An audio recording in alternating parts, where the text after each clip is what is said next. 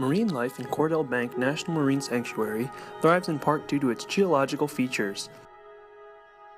The granite bedrock was once part of the Sierra Nevada mountain range until movement in the Pacific tectonic plate sheared the granite bedrock into its present location off the coast of Point Reyes, California. The bank is still moving at a rate of 5 centimeters each year. Invertebrates flourish here thanks to the large rock formations in shallow waters where they can attach. The sandy channels throughout the bank provide a historical record for life and are a great place for scientific research. In fact, the sand isn't really sand at all, but is composed of shell fragments and calcium carbonate deposits from the animals that used to live there. The unique blend of oceanic conditions and geological topography allow Cordell Bank National Marine Sanctuary to thrive.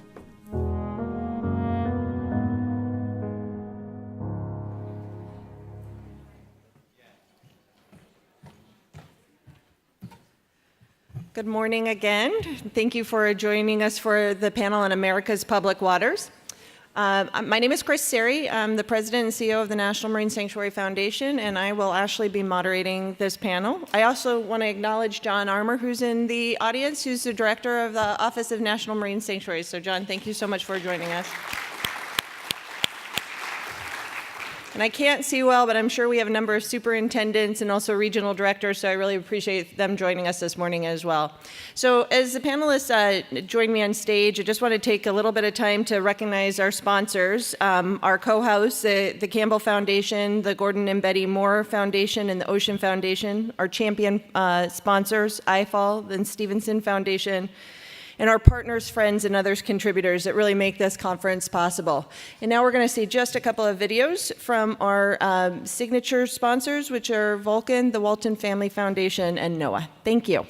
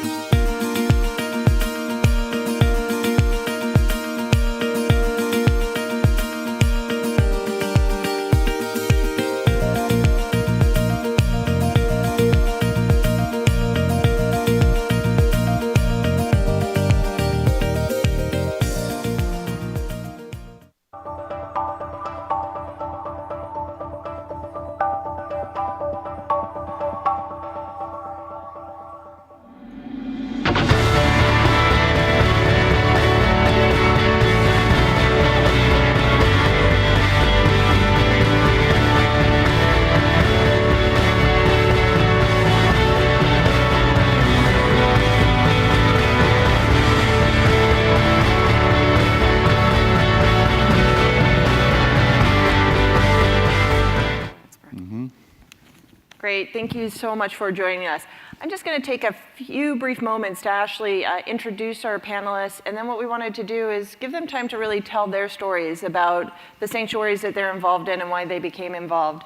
So we have Steve Kroll here, who's the former owner of Great Lakes Diver, also a Michigander like myself, so it's great to have you, Steve. Steve serves on the Sanctuary Advisory Council, and he spends a lot of time volunteering for the sanctuary. Steve was instrumental in the expansion of Thunder Bay. Judy Lathrop is president of Atlantic Kayak. She provides interpretive tours of Mallows Bay and supports education there, and Judy's been instrumental too in terms of working on the designation. Scott Hickman is the owner of Circle H Outfitters. He's passionate about the sustainability of our Gulf of Mexico marine ecosystem. He's been very active both in looking at the recreational fishing issues and also another member of the PAC. The SAC. And then finally, Patrick Pleknikoff, who's mayor of St. George, Alaska, has traveled the furthest. And the mayor has actually been working on a sanctuary to try to get into the inventory, which you were successful on, and moving that forward. So let me, with that, start with Steve, and just tell us a little bit about yourself and why the sanctuary matters. Well, first off, I thank you for this opportunity, and it's great that the foundation puts this event on and that kind of thing. And it's always been great to be here. This is my third time here, and it's notable that we put this together to call attention to the fact that this is an important issue. And myself, one time I was opposed to this. In fact, that was probably my introduction into NOAA, was a little pin on my lapel that said, "Say no to NOAA."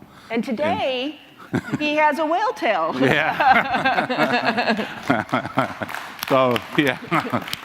So I have both sides of the coin, so as to speak, and in evolving in this and finding out how important that the sanctuaries were, and that the whole program itself does keep its promise to be from the bottom up.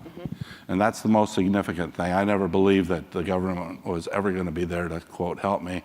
And so, as it turned out, they kind of let the fox in the chicken coop, I always tell people, because they put me on the advisory council.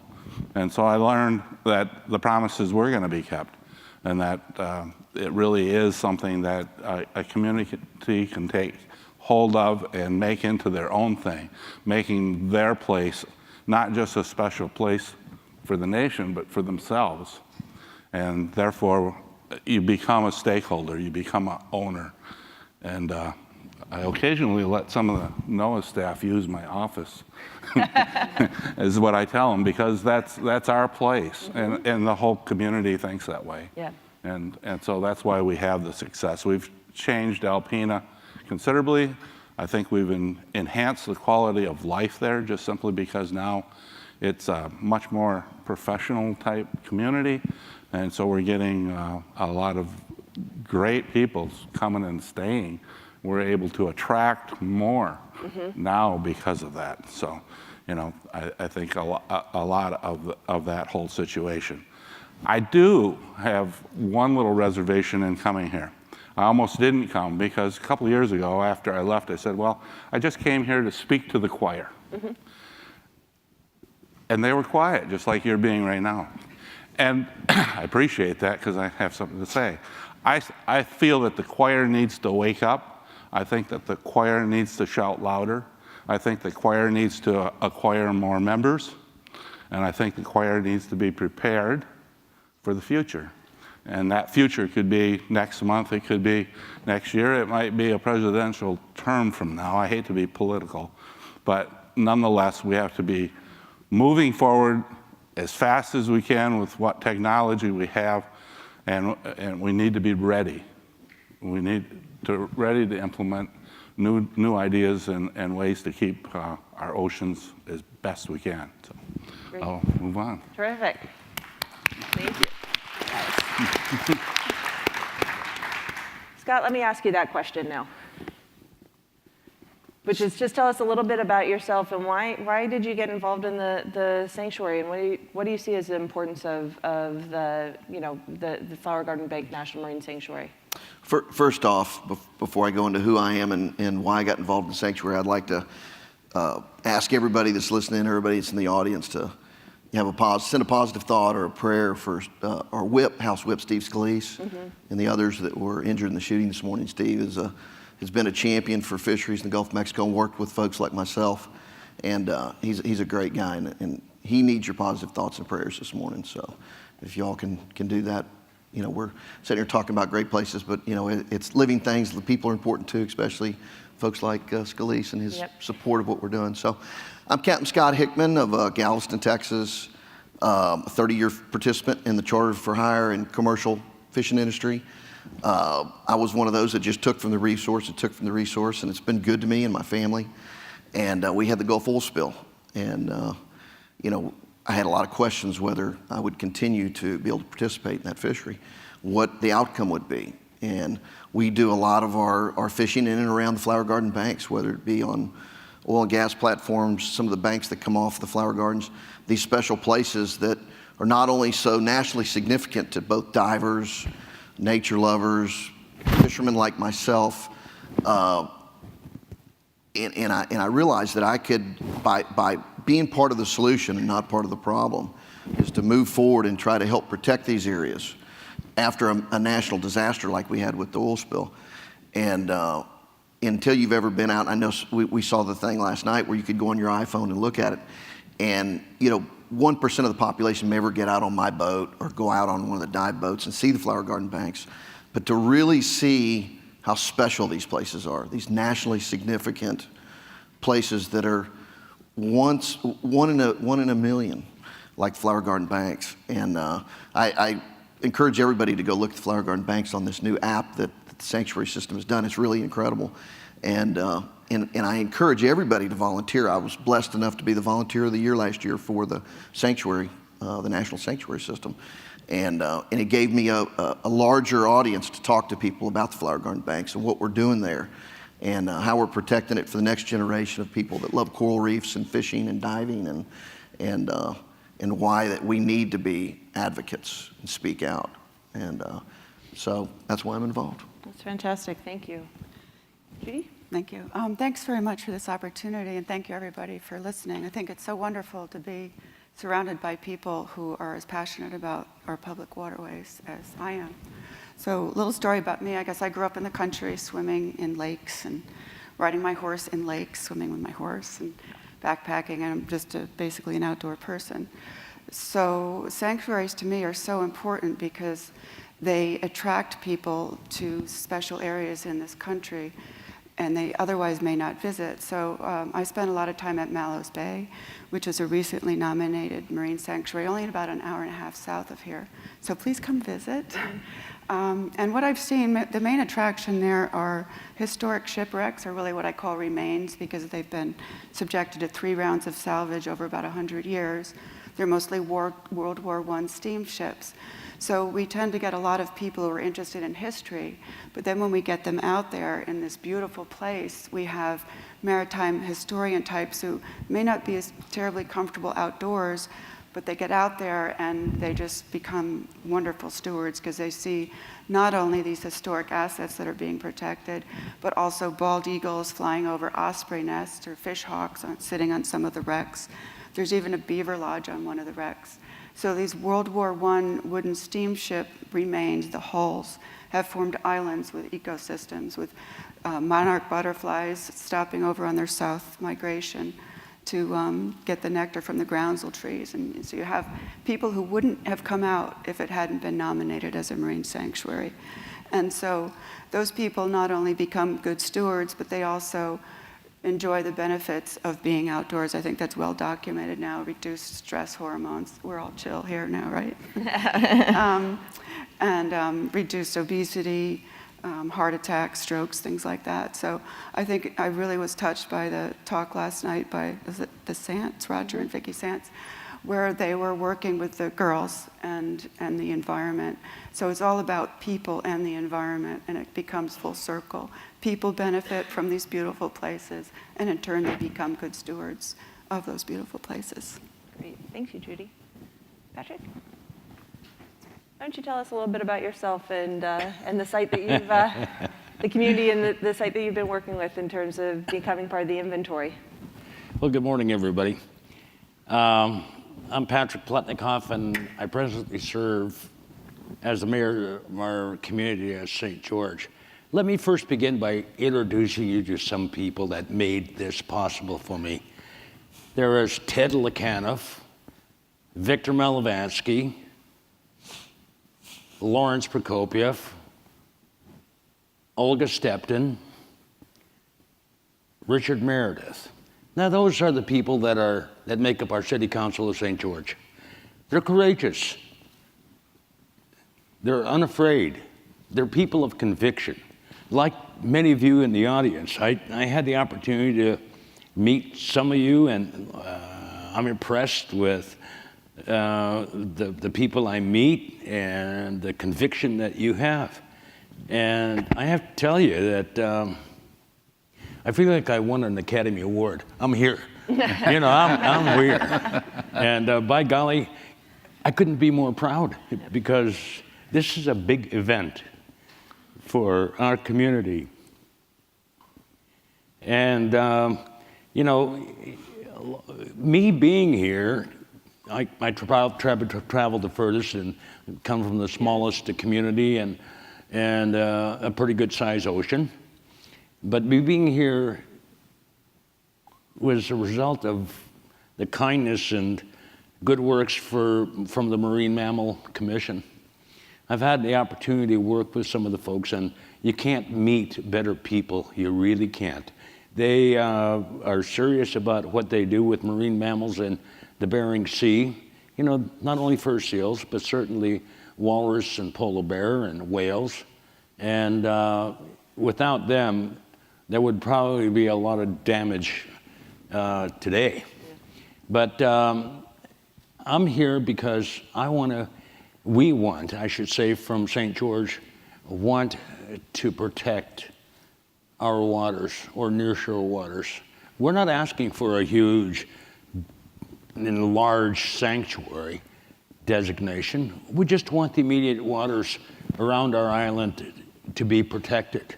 We're not attempting in any way to disallow anybody from making a living in those waters, like fishermen. You know, fishing is our life. Fishing is our lifestyle. But I got to tell you, since the 1700s, 1790s, when the Aleut population, or we call ourselves Unangan, population were moved to St. George Island by the Russians to kill seals. You know, that continued until 1983. You know, and maybe there's a lot in your audience in the audience that don't understand or know a little bit about the history. But you know, after the purchase in 1867, Seward's Folly, the United States government took over operations on killing seals. And in 1963, 83, excuse me, I like to say that's the date that our slavery ended. Because that's the time when the United States Congress and the United States government said to us, you're not going to kill seals anymore. You know, we need to help you transition into another form of economy. You need to become fishermen. Guess what? You're sitting in the middle of the most productive fishing grounds in the United States. Now, we always ask ourselves, why we're not able to do that? I mean, that was some 40 years ago. And, you know, my community is dying. It's dying. Our school is shut down. The economy is non-existent. And, you know, just for example, my people pay $7 a gallon for diesel fuel. That to generate power. But when you burn diesel at $7 a gallon, any kind of budget you thought you had goes up in smoke. So what do we need to do? We sat and we thought about this for a long time, and we decided that in order to protect ourselves and rebuild our community and rebuild our population economy, we needed to work with a sanctuary program. We looked at monuments, but those are too restrictive. We looked at other forms, didn't seem to work for the kind of things that we wanted to do as people and a distinct people. So, sanctuaries. And my people at St. George, despite a lot of kickback on the part of the industry and others, and all of you know that, you know the fights and stuff, that's the battles. And, you know, I met enough of you in the audience to know that, you know, the motto is don't ever give up. And with that in mind, the people at St. George made that their own credo. Don't ever give up. There's only 50 of us living at St. George now.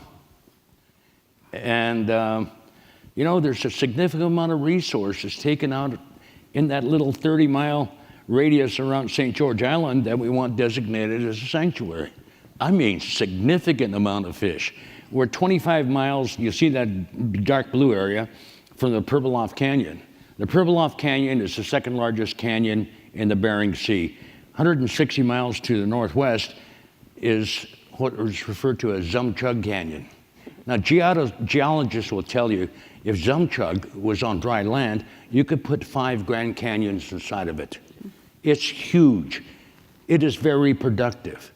And so we can't understand why we're dying off. All I can say, and all we could come up with, is we're not receiving the kind of support and that we should probably have from our own government. And that's difficult to understand. Yeah. Let me pick up on something you were just talking about, because you hit on a couple of key points that I want to ask the other panelists to talk about. One is the community-based nature of this process and really kind of customizing the sanctuary, I'd say, to what the needs are, both from a natural resource or cultural resource protection, but also from what the community itself feels the value is.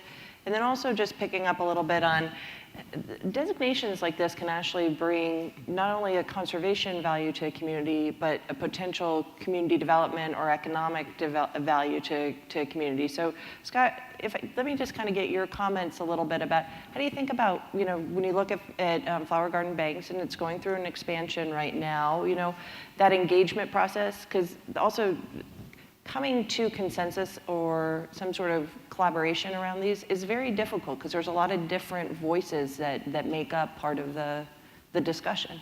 Well, I think it basically comes into, in the fold is bringing in, environmental needs, commerce needs, whether it be oil and gas, fishing, the needs of tourism.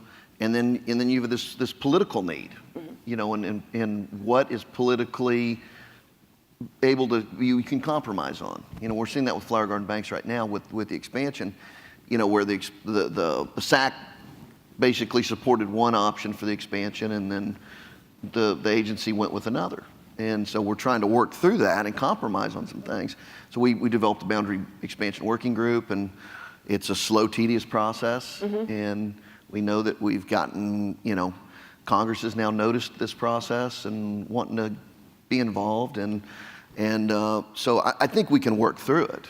And I think the SAC process is a good community-based body to do that. And we've got really qualified people that are set on our SAC, from the oil and gas industry, fishing, environment, NGOs, on and on and on. But it's at the end of the day, and it's like what he's talking about, meeting the needs of the community, the entire community.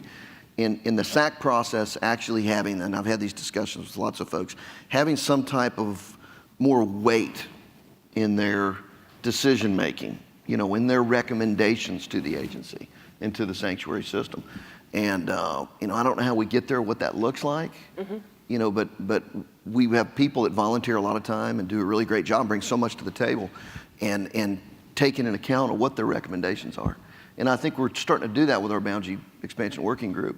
And we hope that has weight in this process when we come up with a compromise on what this expansion is going to look like and how all these industries come into what they need in the expansion process. We can protect this nationally significant area, but also continue to let all these user groups continue to do what they do to produce things for the nation that we need. And so that's the tricky part. And I think that's got to be really fleshed out here in the months to come. And it's something I'm passionate about from somebody that's sat on the SAC for quite a while, is having the ability to have some weight in our decision making. Yeah. And, So Steve, let me ask you so the SAC is the Sanctuary Advisory Council. Yeah. Let me ask you the same kind of question from your experience on the SAC, and also somebody, that transition from in opposition to being a lead advocate for the expansion too. How did you bring the voices together, and then how did you start thinking, all right, there's a change here? Part of the opposition, which I was part of, kind of shrunk the whole sanctuary plan down to a much smaller boundary. And then, there I go off, and now we've got much more than they ever wanted initially. And a lot of that is just because of the track record. I wouldn't be where I'm sitting today if the track record wasn't what it has been. For us, but the whole value, I think, of the sanctuary for us has been the inner cooperation between now 3 counties with the expansion. And we're looking forward to planning more on that, but we've had it right from the get-go. I think our advisory council, the people that we have on there, I wouldn't be sitting here today if they weren't such a great group. There's so much talent there that you can put together in the sanctuary environment. And I still wrestle with the word sanctuary because some people think that's a keep out thing. And to me, sanctuary means, it means like a community or church kind of atmosphere where everybody should come together and pool resources. So that term sanctuary has many definitions, but it's not the key definition that most people initially think of. And we've done that very well. Another way is to think about it as island mentality, which, of course, you understand very well, where everybody's taking care of each other. You know, and that kind of a thing is what happens when you take ownership in a sanctuary program. Yes, the government is there, but all they're helping you do is to facilitate what you want to do in reality. But you must participate, and you must be a voice, and you must be willing to compromise a little bit, of course. But in everything that we've done, I can pick out in our management plan some of my influences in the wording, and I understand why they didn't take my whole complete sentence, you know what I mean? And because we talked about it at the table, and you know, other people had some more better ideas than what I had, but they kind of just added to it, or vice versa. Right. So it's a real give and take thing, and you're going to go through the expansion and come up with some kind of a boundary deal. You know, we did the same thing when we expanded. We had the same kind of discussions. What's important? What can we give? What should we try to take? What's most important? That kind of thing. And it's just a great opportunity. So. Great. So I just want to remind the audience that please feel free to provide your own questions to the panel, and if you're following us online, you can actually tweet a comment to us at Sanctuary, at Marine Sanctuary.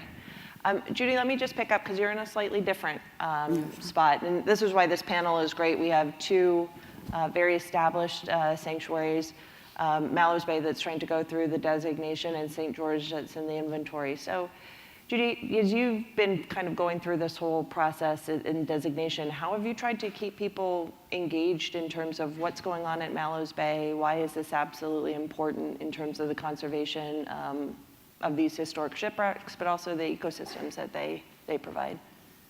I'm sorry. The ecosystem. Oh, yeah. I wasn't prepared to answer that exact question, okay. So let's see. I think what I do is I emphasize the importance of preserving the wrecks, because when you look back historically, they're in the condition they are because they were subjected to salvage right after World War I. During the Great Depression, they were subjected to dynamiting and wildcat salvage. And then again during World War II, Bethlehem Steel came in and tried to torch them more and removed more metal. So sometimes when I take people out now, people say, there's still a lot of metal out here. Why wasn't that taken? And so it could still be taken. Who knows what the economy is going to do or what's going to happen. There have also been proposals over the years to remove the wrecks. They're really hulls because they're unsightly. So if it does become a marine sanctuary, then these historic assets, which really are the largest tangible reminder of World War I, in this country, will be preserved. So that's the importance of it. They've already been ripped apart enough. Yeah. And how are you doing to kind of keep the community engaged down there? What are the, because you're out there with taking interpretive trips out. Oh, yeah. Well, just about every weekend, and during the week too. It's been pretty much nonstop. People are very interested in seeing the wrecks, or the remains, as I put it. And we do programs for the Smithsonian Associates. The Potomac Conservancy brought their benefactors out. So we get a lot of calls from nonprofits too, who want to share the place with their members. And then the general public also. We're also going to be offering programs through the local county, Charles County Department of Recreation and Parks. So that'll bring more local people in to appreciate what there is in their neighborhood, many of whom did not even know it was there. Not because it's their fault, it was actually closed off for many, many years. You couldn't access it very easily. So now it's been purchased by the state. The land has been purchased by the state, and it's managed by the county. So more and more people are coming in. And we do see commercial fishermen coming in occasionally, mostly fishing for blue catfish, which we highly encourage the removal of because they're invasive. And then also snakeheads too, which are another invasive species. Yeah. Well, let's hit a little bit on the topic of fishing and the use of sanctuaries by the fishing community. Scott, I'm just going to start with you because of your business in recreational fishing, and just give a little bit of perspective about how you see sanctuaries kind of being supportive of fish stocks and actually business opportunities too. Well, since we're in the Ronald Reagan building, President Reagan had a term called wise use, and that was kind of what oversaw his whole natural resource policy when he was president. And I've always been a big conservationist and an advocate of wise use. The sanctuaries are open to commercial and charter boat fishing and recreational fishing.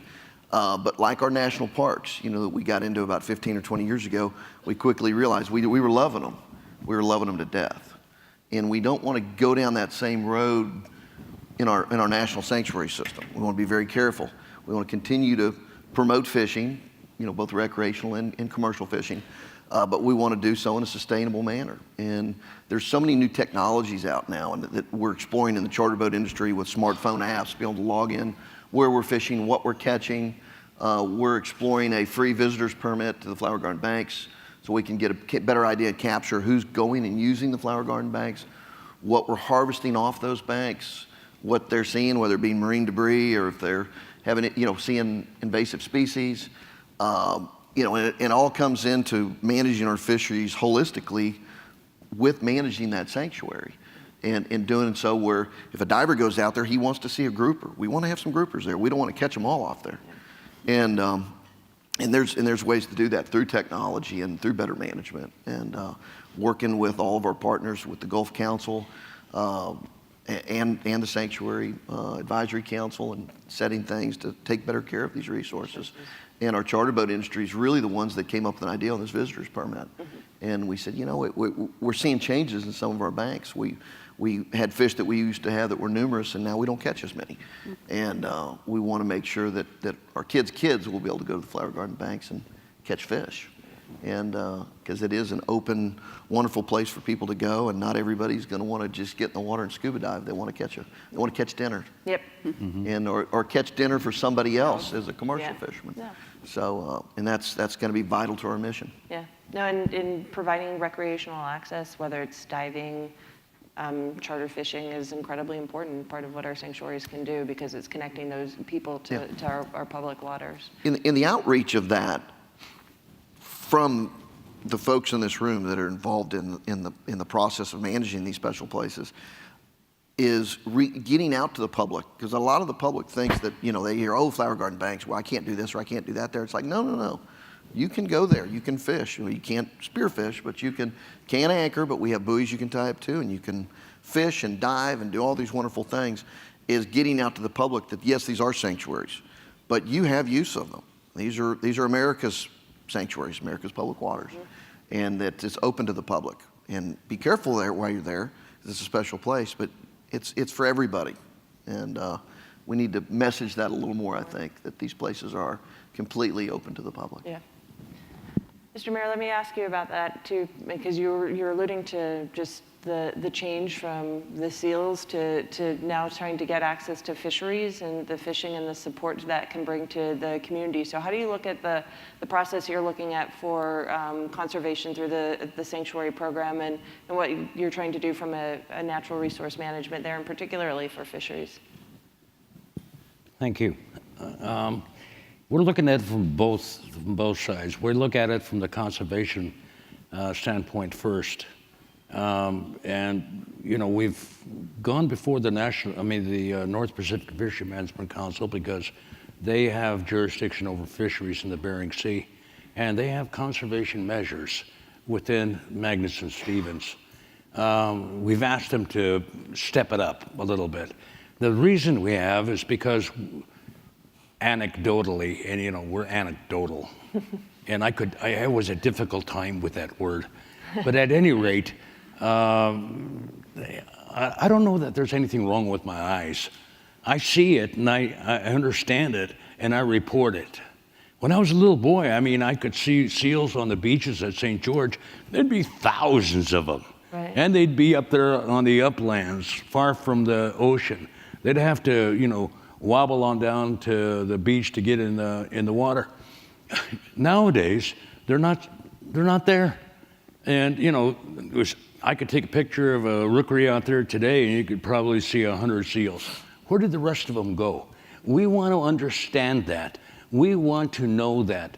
We want to understand why the seabird populations are dying off, why their nesting on the cliffs are not successful, why, the Fish and Wildlife can observe and tell you they observed 180 nests, and all of them had eggs, but only 3 hatched, and only 1 fledged. What's going on? I mean, is it Fukushima and maybe the transmission through the currents of radioactive materials into the Bering Sea? We don't know. We would like to know. And we feel very strongly that it's our God-given right to stand up and fight for our environment. We need to fight for seals and seabirds that can't speak. And we need to understand what it is that they require in order to be successful, because it's dying off. And there's no, in my mind, and the people at St. George, there's no good reason for that. Now, the other is, in fact, economic.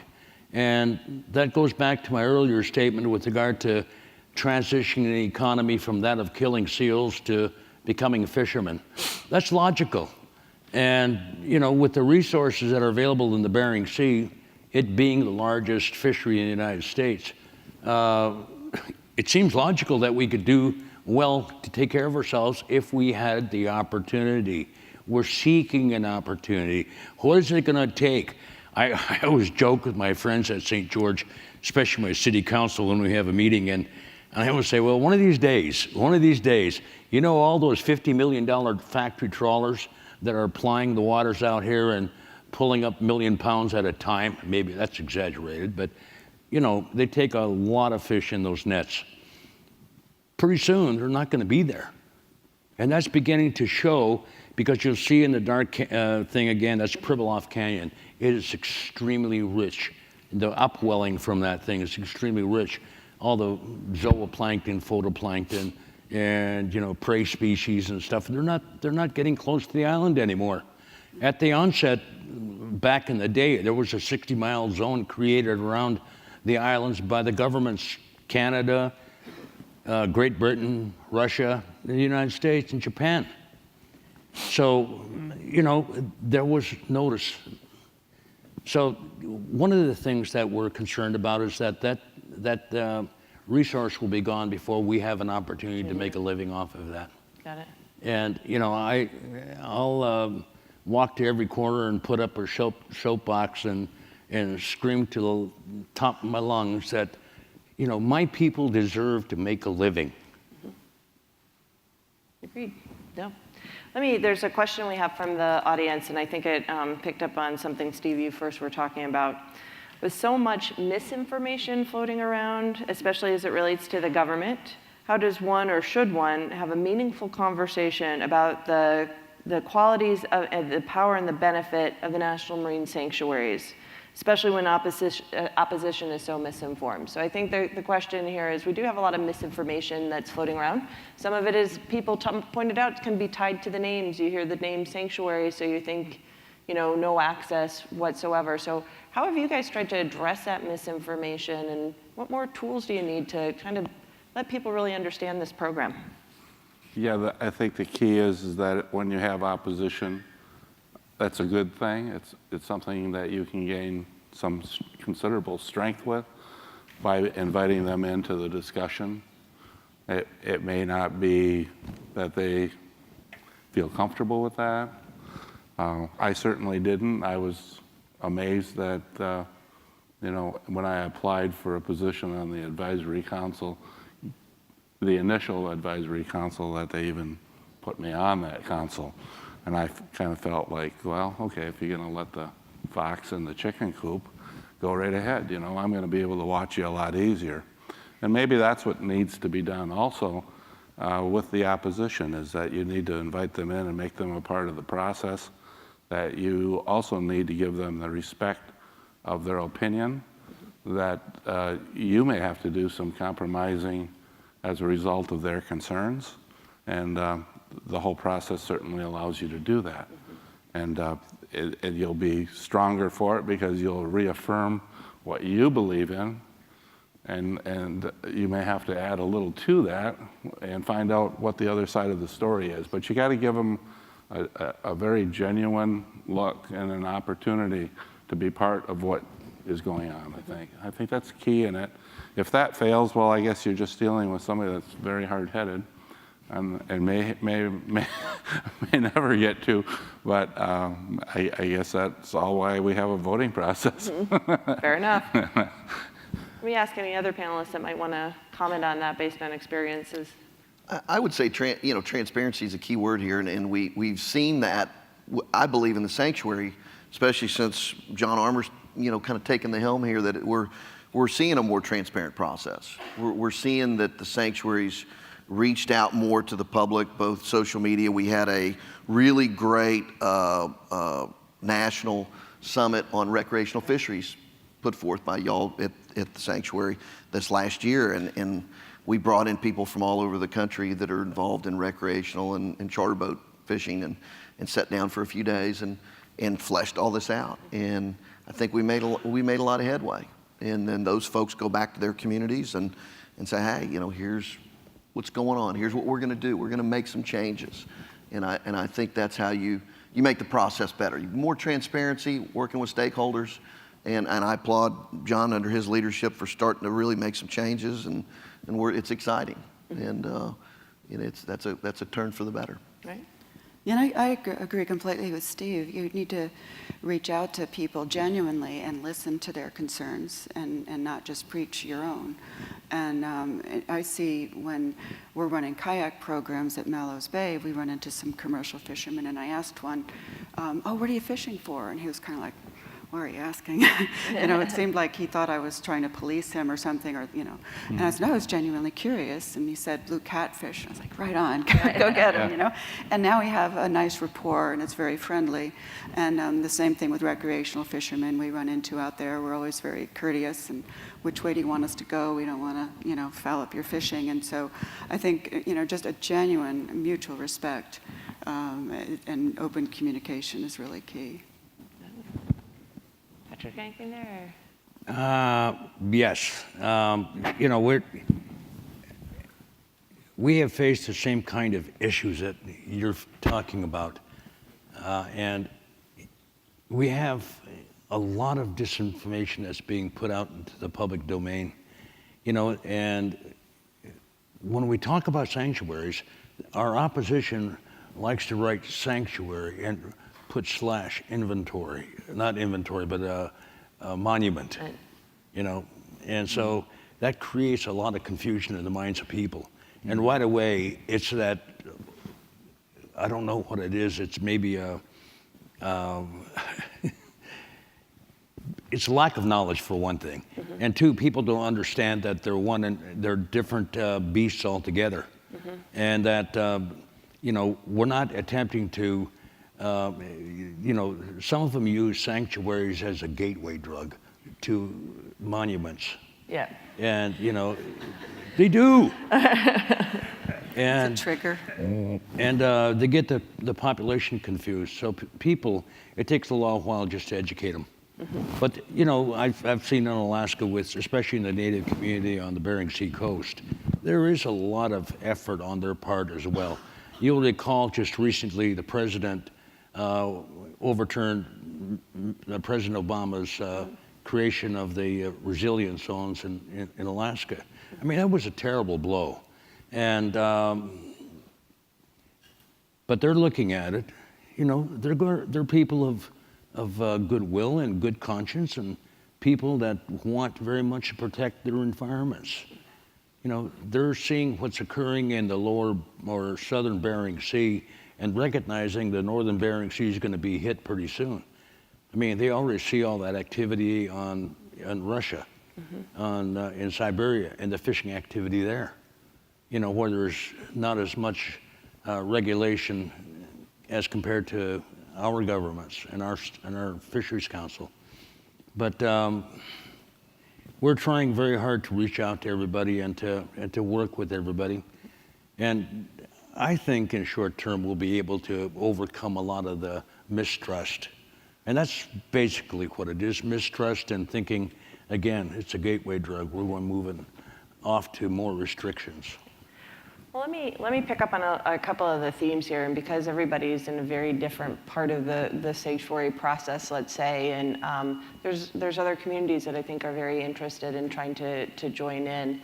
In fact, what I think has been really exciting is, for the first time in 16 years, we've had an opportunity to look at new designations and create an inventory and bring new sites in. So I think that that's been fantastic. I want to kind of know, we've talked a lot about the importance of, if you're going to go through this process, transparency is incredibly important. Collaboration, listening to other people's voices is incredibly important in this whole area. Shaping a sanctuary maybe to the ideals and the needs of the actual community, at least if it's going to be a first step, especially if there's a lot of doubters, maybe then you can expand a little later on. So as you guys think through the process that you've had, what other best practices or advice would you offer to people? And Scott and Steve, you can do it as established sanctuaries and tell Judy and Patrick what you think might be the case. But then also, like, if you're a new community thinking about doing this, what's your advice about how you take an approach here? First? Steve, yeah, go. Okay. Well, I think one thing about the process is that it's been refined, and it is very transparent. Did we have that slide of how that is? Yep, no, I think we do. Hold on one Okay. second. There we go. You know, if you look at this, you see that the community is involved at every single step. Things are reviewed, comes back. It's a long process. Some people object maybe to the length of the process, but I think because the sanctuary is something that is going to last, it's important that you give it the time and time for everybody to interact and think things over and go through the scrutiny. And part of it is, I think too, the time is important, that as you go through this process, you find out more and look at and reevaluate your goals and give the time for a lot more input.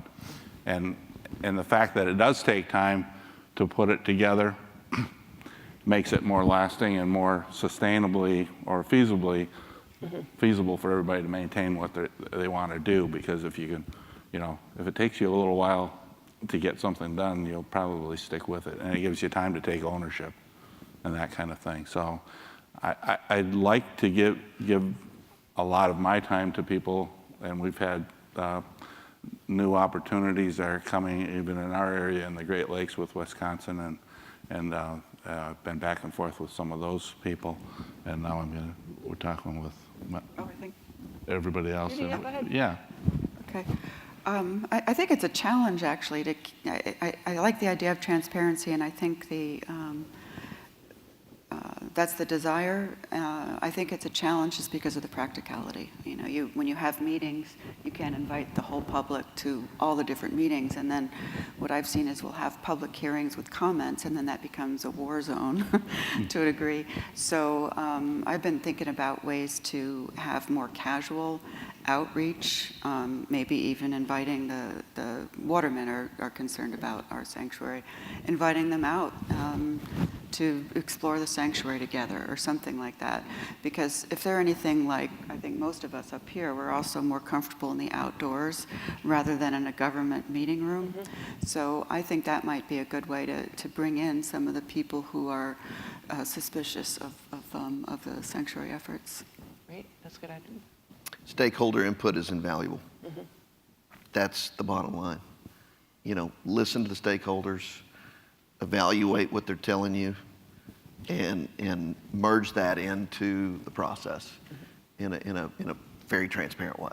And you get buy-in, and that way things don't get so politicized, and you get all that misinformation going along because you have that mistrust that everybody has of the government anyway. Right. And battling that, and it's doable. That's the thing with compromise, I believe. Yeah. And we're seeing that with our expansion that we're undergoing right now. We got a little ways to go, but we think we can get it done. We know we can get it done, and it's getting everybody from all the different industries and, user groups to agree on what this product's going to look like in our expansion. And but we talked. Some of the folks have talked about fisheries here today, and that's what I'm really passionate about. We just had the anniversary of the Magnuson-Stevens Act, and what a wonderful piece of legislation. And we've rebuilt the majority of our fisheries in this country, and so I know that this next generation is going to be in the right direction. So we want to continue to support that law, make changes when we need to adjust, and but it's working really well. We're seeing our fisheries on the rebound again, nationwide. No, that's true. Mayor? Right on. I mean, I don't know that I could add anything. That's to it, fair. You don't have but to then. I'll try. Okay. So, stakeholders, absolutely. St. George in our nomination is, 200 plus miles from any other community. We're out there in the middle of the ocean. I mean, and we're really concerned about the animal kingdom in that area. And they're dying off at a pretty good clip.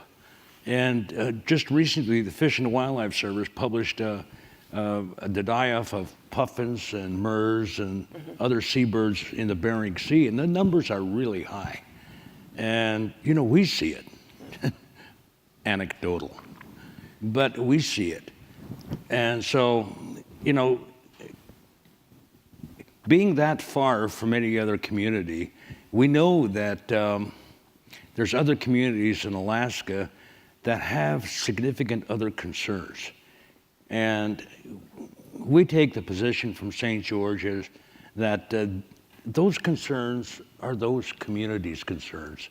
And however we can be helpful, we will be helpful. But we're not going to go into their communities and tell them why it shouldn't be.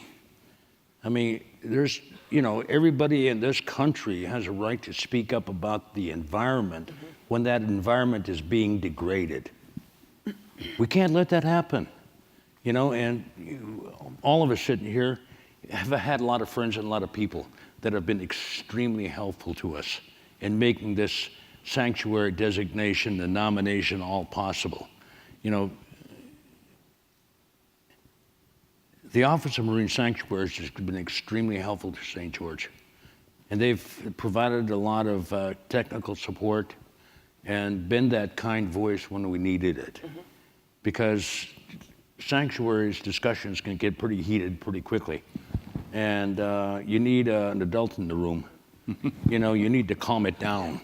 And sometimes when you're in the middle of an argument, you're not the adult. Yeah. You might be 70 years old, but but in that way, the Office of Marine Sanctuaries has been extremely helpful. And I would be remiss if I didn't let you know that Dr. Bill Doris out of California has been extremely helpful. That's great. Especially when he came to St. George Island to visit with us, right? I think he was a little afraid. I mean, we got this little room out there, and then we got a little group of people that are at each other. Yeah. And, Bill was, he was kind. Well, let me just pick up on one theme. So the stakeholder involvement is critical, but there's a difficulty, right? You can't necessarily always build consensus. You have to listen to each other. You have to try to get to cooperation. Consensus is always great, but sometimes consensus Requires compromise. Yeah, is where you have to go. And sometimes in the compromise and kind of the current political process, that voice that doesn't get what they wanted out of this whole thing will run somewhere to try to stir up trouble on the outside, and maybe then actually, have other people kind of interfere in what's been a community-based dialogue and process. So do you have any advice for people when that happens, or had that experience where, if somebody didn't get what they want, they decided to go to that external force, and now it's kind of changing the dialogue in a different way, and that happens quite frequently. Yeah, but I don't. I'll quote a Rolling Stones song. You can't always get what you want. Right. Sometimes you get what you need. Yeah. And I think that's a good way to put it. Okay, so I think, is it fair to say that, sometimes it's not going towards consensus, it's going towards the compromise? And it's trying to work with people when you don't get what you want. Sometimes we've seen some people just kind of take a run over to Congress on issues and try to circumvent that community process. And I guess what I keep hearing from people is it's the community process, it's the transparency, it's having to work through that whole process that's really important here. And sometimes you get what you want, sometimes you get what you need, sometimes you don't get either. So, we have about 5 minutes left, so I just want to kind of sum up a couple of things. And the first thing I want you to tell the audience is, why do you value either the sanctuary you have and the actual National Marine Sanctuary System as a whole? And I'm going to turn to You're going to pick on me, aren't you? I can tell that. Our sanctuary is something special to, I think, most everybody in the area. I don't think we've got anybody running like you said. Yeah. So we're very fortunate that way. The system as a whole, now I spend a little bit of time in Florida Keys. In the wintertime, I've gotten to be a little bit of what we call a snowbird. And I experience what's going on there. I've visited several other West Coast sanctuaries and East Coast sanctuaries, and the value of that is, I think, where we need to go with sanctuaries to get our message out is to have more of them that have facilities like ours. Actually, only half of them have visitor centers. I really admire the park system because they have great information when they have their people there, but you can't deliver a message unless you have an audience. And in order to have an audience, you have to have something to make them get there. And in the case of our area now, we're putting together a lot of people, a lot of different businesses. We're all working together to make it an attraction that has multi-facets to a visit by a visitor. And therefore, I don't know about you, but I don't necessarily tend to go someplace for one thing. It's nice to go someplace and spend some time and experience it, so we put together not only our maritime theme with lighthouses and stuff like that, but I think that's the sustainability of an area is only going to happen if you have a lot of different opportunities there for people that can come in, and then you can sell them the message. That's good. Boy, I wish I had more time. For one, I think the Mallows Bay with all the World War I steamships, given the state of the world today, it's so kind of empowering, and it makes you feel good about your country.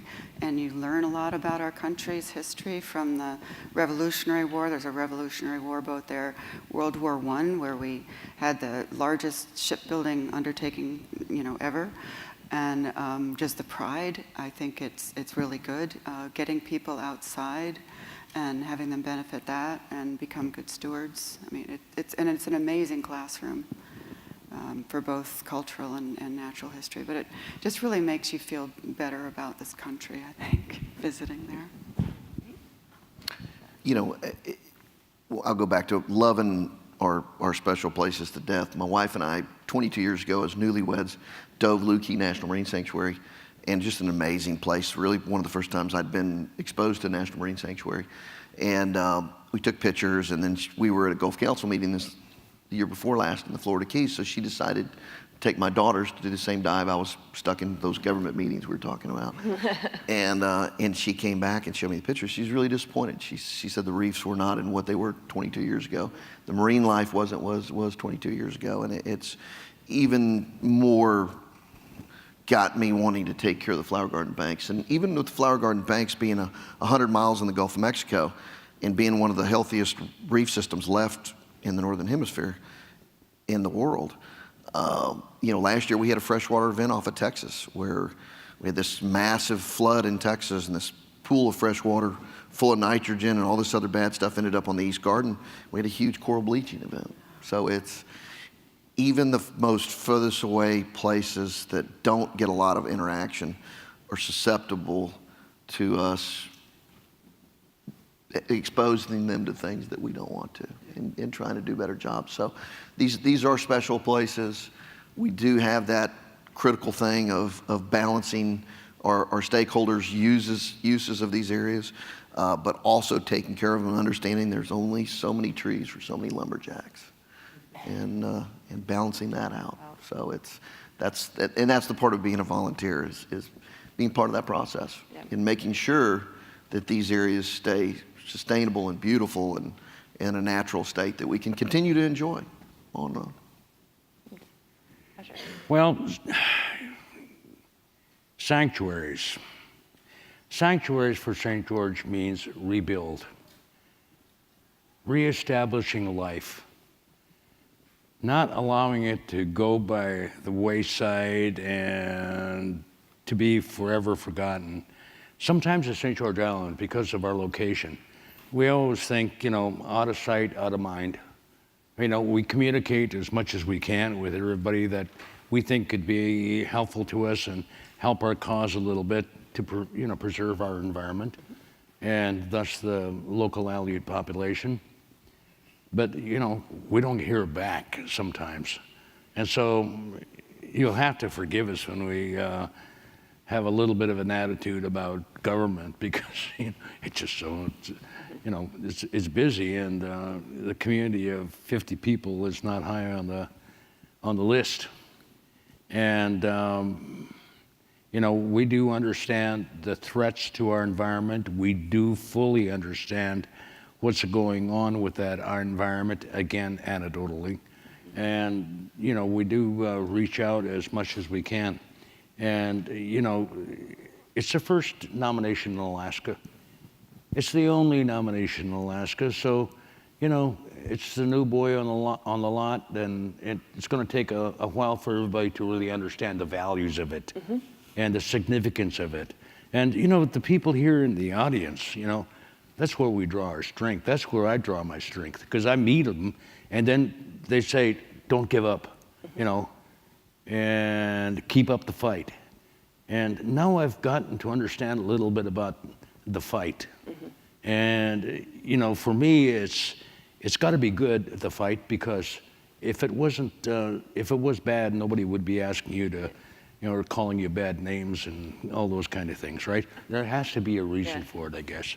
So, I'm grateful to everybody I've met and worked with in our government, and some of the people that we work with across the country, and the good support of a couple of foundations, and it's wonderful. And so with that kind of support, you can win. Oh, right, Mandela, huh? Yeah. First they ignore you, then they make fun of you, then they fight you, and then you win. So there are your 4 key points to bring in.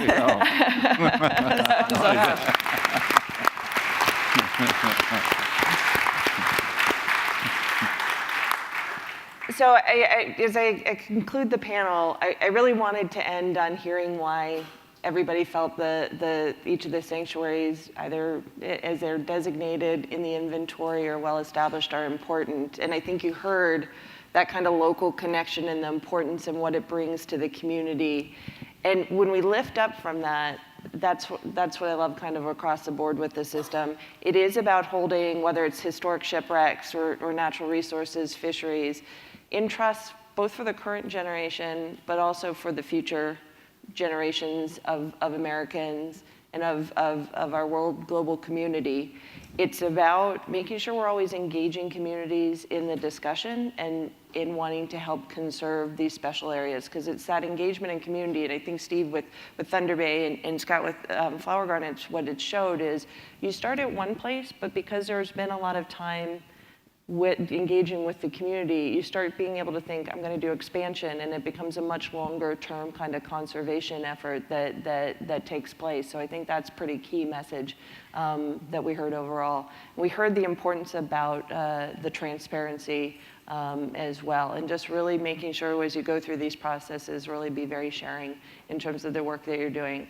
So I really want to thank our panelists today. I'm going to tell you that I think what's interesting is it kind of ties into our panel this afternoon at 1:30, which is called Communicating in a Crowded Space. And the reason why I said I think that has a nice tie-in here is that there's a lot of fake news out there, to borrow a term from our president who likes to talk, but there is a lot of misinformation that can occur.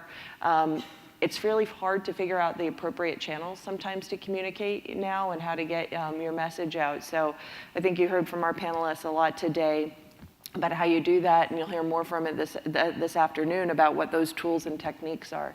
So with that, I really want to thank our panelists for what was a really engaging panel, and I hope people learned quite a bit here, and we'll talk with them afterwards about the special places that they've been working on conservation on.